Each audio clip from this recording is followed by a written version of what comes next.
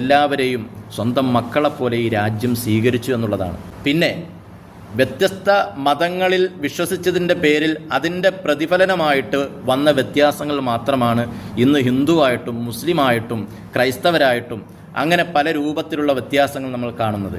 എന്തിനാണ് ഈ തമ്മിത്തല്ലിപ്പിക്കുന്നത്?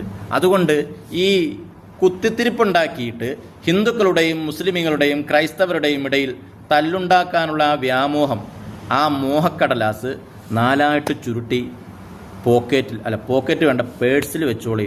ഏതായാലും പഞ്ചായത്ത് ഇലക്ഷനൊക്കെയാണ് വരുന്നത്, ഉപകാരപ്പെടും.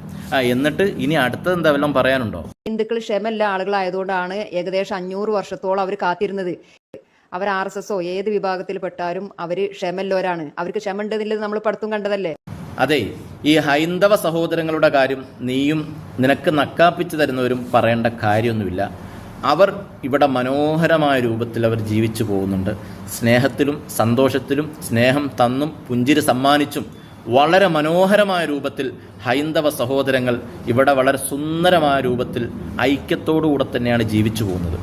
ഇപ്പോൾ ഞാൻ എന്റെ കരൾ ഒരാൾക്ക് കൊടുക്കുവാണ്. ചാലക്കുടിയിലുള്ള ഒരാൾക്കാണ്, യാതൊരു പരിചയവും ഇല്ല.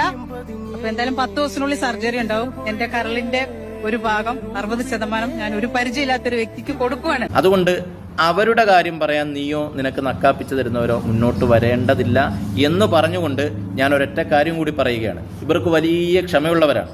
ഈ ക്ഷമയുടെ പ്രതിഫലനം നമുക്കൊന്ന് കാണണ്ടേ? ഒന്ന് കണ്ടു നോക്ക്.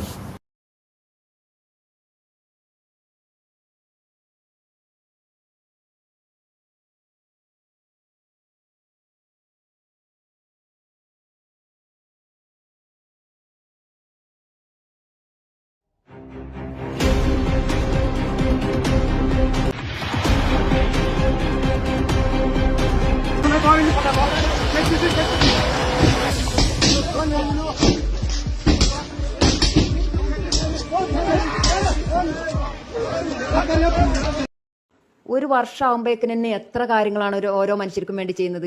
ഇപ്പം ദേ വന്നിട്ട് 9 വർഷം കഴിഞ്ഞുള്ളൂ. അപ്പോഴേക്കും തന്നെ നിങ്ങൾ ആലോചിച്ച് നോക്ക്, നമ്മുടെ ഭാരതം ലോകത്തിൽ അറിയപ്പെടുന്ന രാജ്യങ്ങളിൽ ഒന്നായി മാറി. ഈ ലോകത്ത് 1ാം സ്ഥാനത്തേക്ക് എത്താൻ അധിക സമയം വേണ്ടി വരില്ല. ആ പറഞ്ഞത് വളരെ കൃത്യമാണ്. നമ്മുടെ രാജ്യമാണ് നമ്പർ 1. അത് നിങ്ങൾ ഈ പറഞ്ഞ ആളുകൾ വന്നതിന് ശേഷമാണ് അത്രത്തോളം പുരോഗമനങ്ങളും മറ്റു രാജ്യങ്ങളുടെ മുന്നിൽ ടോപ്പ് ലെവലിലേക്ക് നമ്മുടെ രാജ്യം എത്തിയത്.